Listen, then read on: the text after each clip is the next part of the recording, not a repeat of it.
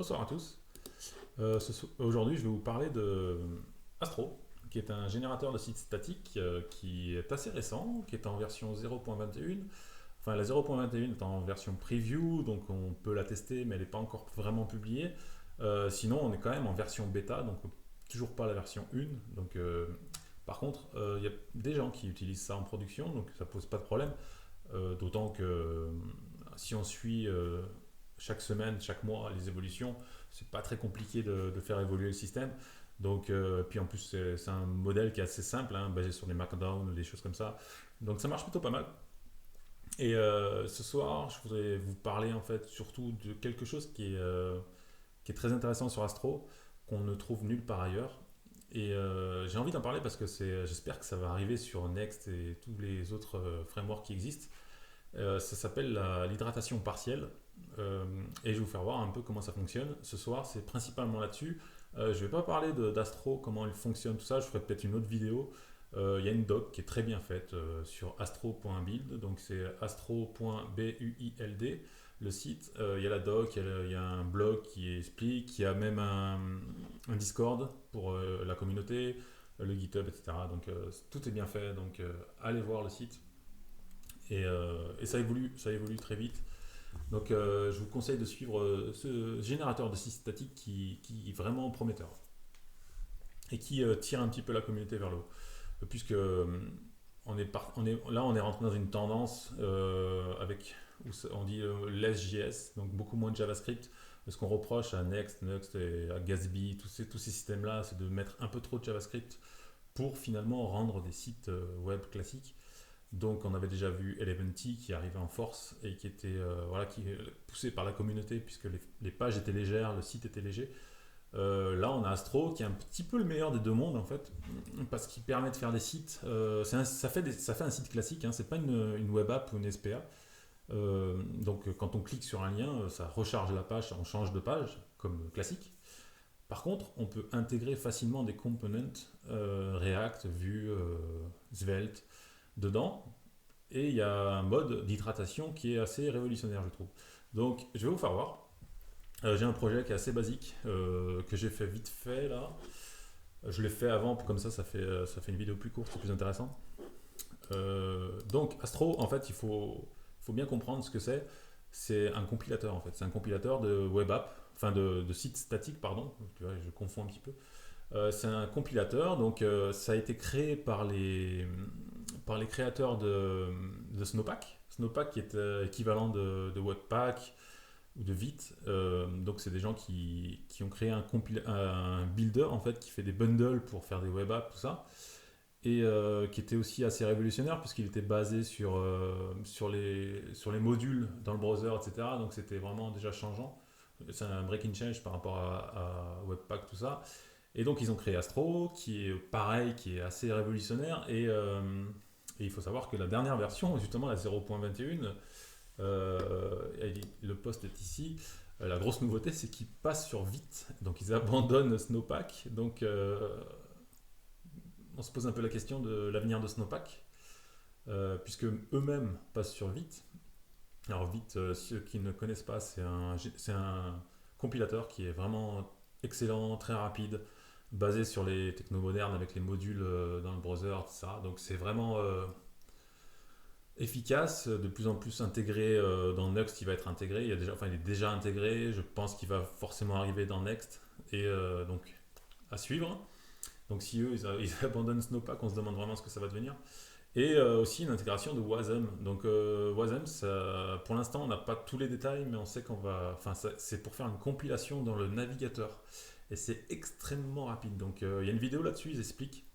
Ils font voir ça, donc je vous conseille de la regarder. Bon, bref, je vais vous faire voir le projet. Donc le projet, il est assez basique. C'est celui-là. Donc il y a une home page et des posts. Par défaut, en fait, il y a un nouveau langage qui est disponible dans Astro. C'est en point .astro les fichiers, et c'est un langage qui ressemble beaucoup au JSX. Donc les gens qui sont habitués à React seront vraiment pas dépaysés. Il y a vraiment un langage c'est vraiment quasiment. Si je vais dans une page, si je vais dans le layout par exemple, Voilà, on voit, c'est vraiment la même façon d'écrire que dans JSX. Donc, vraiment pas dépaysant pour les développeurs React.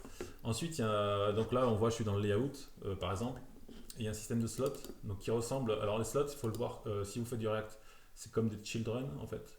Ou le slot qui existe aussi dans Vue, donc c'est voilà, c'est tout ce qui va être intégré. Si je vais dans ma home page, en fait, on voit que mon layout il englobe ça là. Et donc le slot, c'est ça en fait, c'est ce qui est englobé, c'est les enfants. Donc assez simple à comprendre. Hein. Je veux dire, c'est pas. Si vous faites déjà du JavaScript, du React, tout ça, ou du Vue, vous comprenez le système assez rapidement. C'est très simple. Donc, pour la démo, ce que je vous expliquais, c'est que vous pouvez intégrer, donc au-delà de ce point, de ce langage en Astro, on peut intégrer du React, du Vue, il y a vraiment, si je vais dans la doc, hop, la doc, elle doit être under. Voilà, React, Svelte, Vue, Preact, et il y a aussi du Solid. Donc, Solid, moi je connais pas très bien Solid, mais apparemment c'est un framework qui est en train de monter aussi, pareil, qui semble pas mal. Donc là, dans mon projet, j'ai intégré du React, langage enfin librairie que je maîtrise, en- entre autres. Et j'ai fait un petit component qui est ici, postlist.jsx. Donc toujours, par contre, utiliser JSX ou TSX parce que ça accepte aussi le TypeScript pour pouvoir les intégrer dans les fichiers. Donc là, on voit, c'est un component assez simple qui va afficher une liste de posts. Ça vient de JSON Placeholder. JSON Placeholder, c'est une petite API, une fake API qui renvoie des posts avec du texte bidon. Donc là, je fais un use effect et j'affiche la liste de posts tout simplement. Ce component, je l'intègre dans ma home, donc je l'importe, hein, classique. Donc on voit que dans les points astro, on a un système un peu à la Markdown où on peut importer des trucs, on peut définir des variables qui ressemblent un petit peu à TypeScript aussi au niveau des variables. On fait un type, etc. Donc moi, là, mon component il est ici, je l'affiche post list ici et on va voir ce que ça donne. Donc mon serveur il est lancé. Donc là, ça affiche tout simplement ma liste de postes, sauf que par défaut, comme vous pouvez le voir, c'est le mode par défaut en fait de Astro, c'est qu'il va rendre le component en version HTML.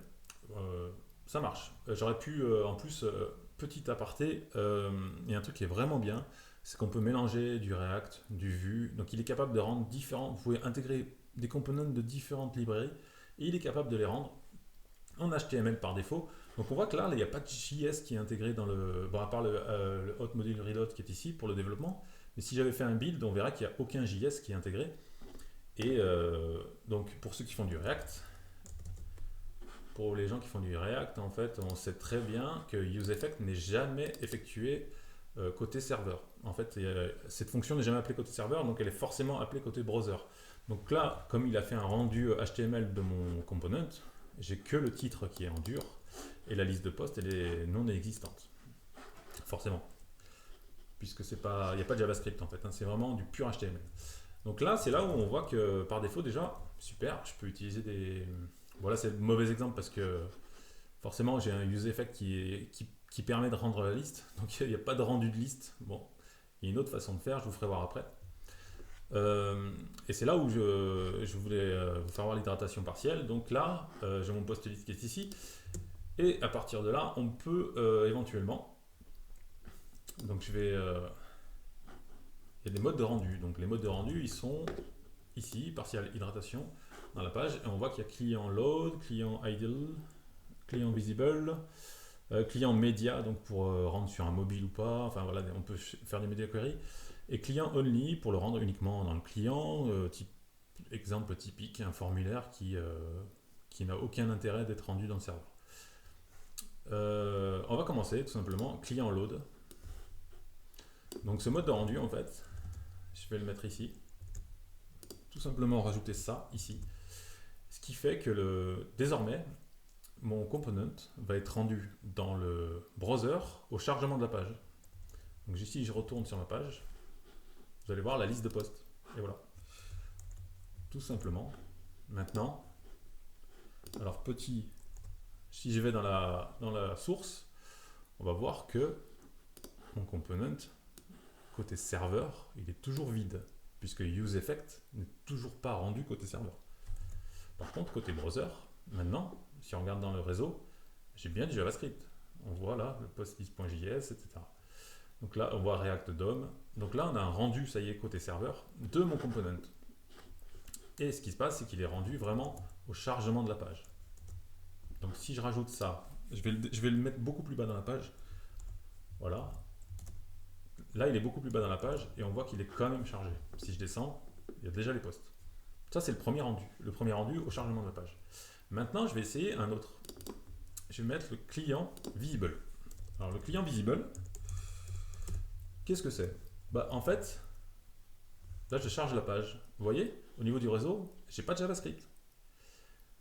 Et en fait, le component va être rendu au moment où il sera visible. Maintenant, je vais descendre. Vous allez voir dans le réseau, en fait, ça va charger. Hop, et voilà. Là, le component a été visible. Ça a appelé le JavaScript, le useEffect, et ça m'a chargé les articles. Donc là, on voit pareil, une hydratation partielle. Donc ça veut dire qu'on peut intégrer des components qui ne seront hydratés uniquement s'ils sont visibles.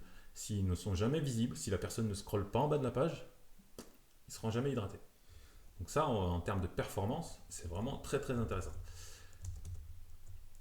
Donc on voit celui-là, ça c'est une mode d'hydratation qui est un petit peu différente.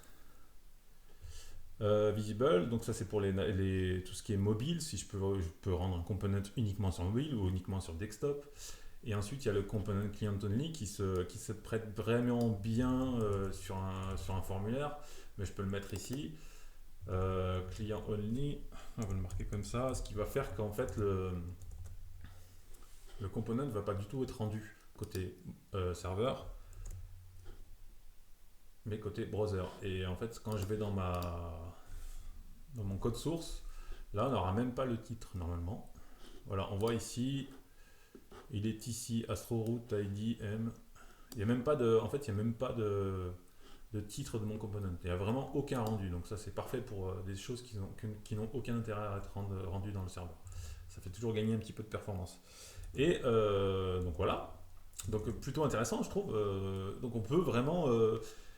Donc il faut vraiment le voir différemment de tout ce qui est Next, Nux et tout ça, qui sont des web apps. Hein. Faut bien se rappeler que les systèmes de type Gatsby, Nux, etc. ont construit une web app.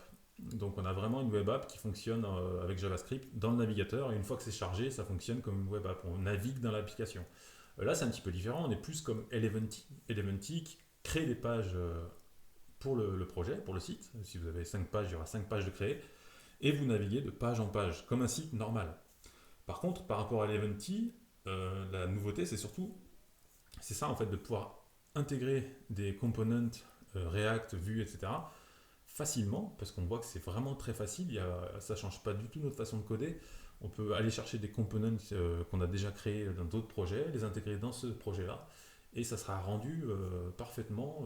Voilà. Et par contre, la différence avec une web app, c'est qu'ils vont travailler indépendamment. On ne va pas pouvoir créer un state global, etc. Après, là, le jour où vous avez besoin d'un state global pour parler entre components, etc., là, il faudra peut-être se poser la question, peut-être que Astro ne sera pas le bon outil, et ça sera plutôt du Next ou quelque chose comme ça, qui va plutôt travailler comme une web app, en fait. C'est là où il faut bien comprendre qu'Astro ne va pas remplacer Next ou les autres outils.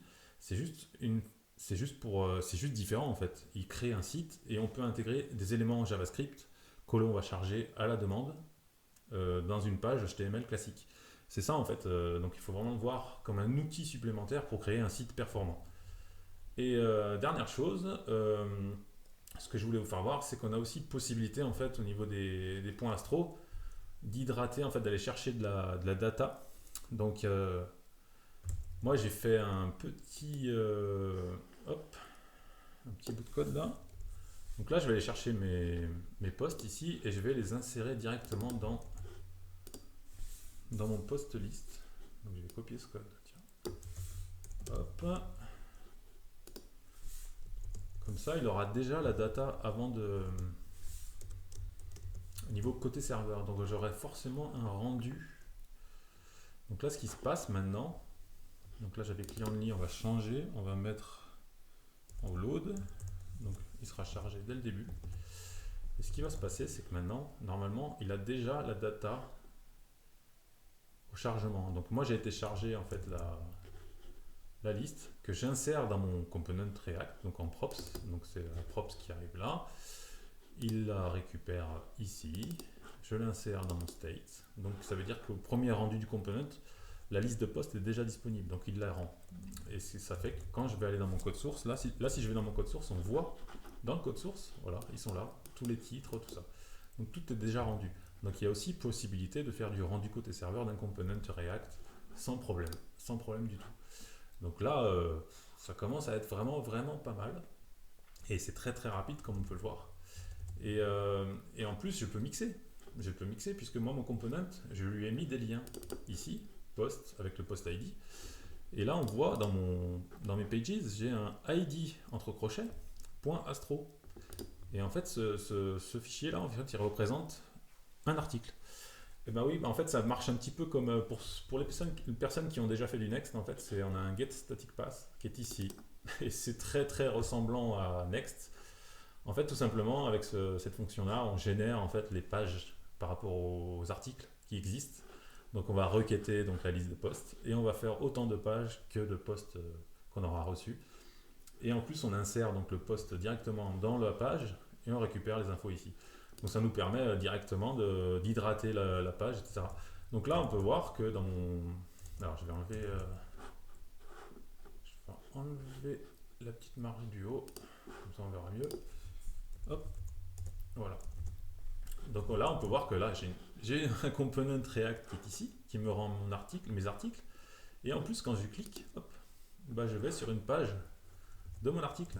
Et les deux sont mélangés, en fait, c'est marrant parce que ma liste de posts, c'est du React. Ça, c'est du React. Et ma page de posts, c'est du Astro. Voilà, c'est du pur Astro. Donc on peut vraiment s'amuser à mélanger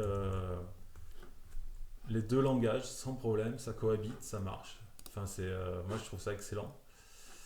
Et voilà ce que je voulais vous faire voir, quoi. C'est ce mode d'hydratation de component vraiment au chargement ou quand c'est visible.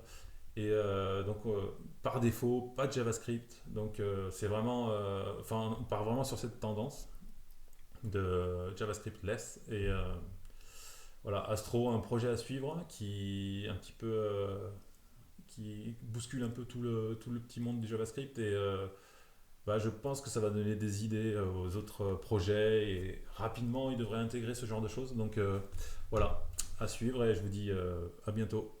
Ciao.